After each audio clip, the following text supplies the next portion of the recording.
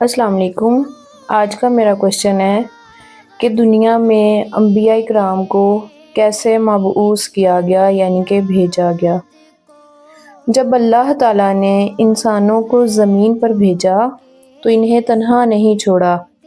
اللہ نے ان کی رہنمائی کے لیے انبیاء کرام بھیجے، ایسی ہستیاں جو نہ صرف سچے تھے بلکہ اللہ کے منتخب بندے تھے۔ اللہ نے قرآن مجید میں ارشاد فرمایا، وَلَقَدْ بَعَثْنَا فِي كُلِّ أُمَّةٍ رَسُولًا، ہم نے ہر قوم میں ایک رسول کو بھیجا ہے۔ سورۃ النحل آیت نمبر 36۔ اللہ تعالیٰ نے ہر دور، ہر قوم اور ہر علاقے میں انبیاء مبعوث فرمائے تاکہ لوگوں کو حق و باطل کی پہچان ہو اور وہ سیدھے راستے پر چل سکیں۔ تو انبیاء کرام کو کیسے مبعوث کیا گیا؟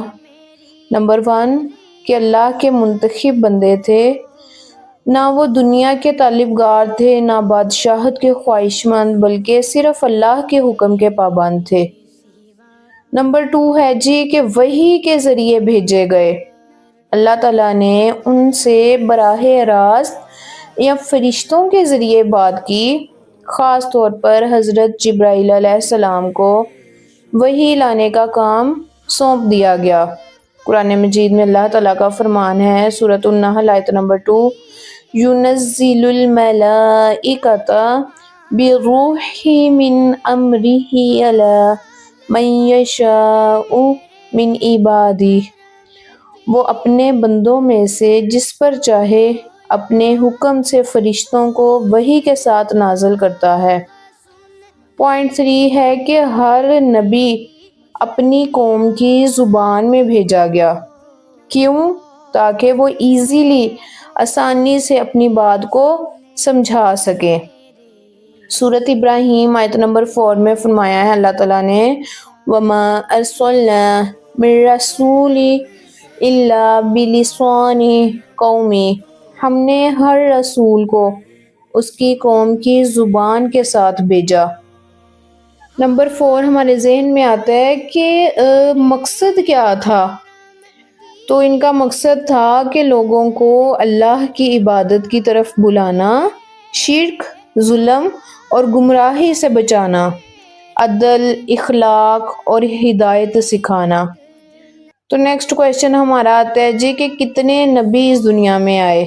تو ایک حدیث کے مطابق 1,24,000 انبیاء کرام کو دنیا میں بھیجا گیا۔ قرآن مجید میں ان میں سے صرف 25 کا ذکر ہے، جن میں نمایاں ہیں حضرت آدم، نوح، ابراہیم، عیسیٰ، موسیٰ، خاتم النبیین، حضرت محمد صلی اللہ تعالیٰ علیہ وآلہ وسلم۔ حضرت محمد صلی اللہ تعالیٰ علیہ وآلہ وسلم کو تمام انسانوں کے لیے نبی بنا کر بھیجا گیا۔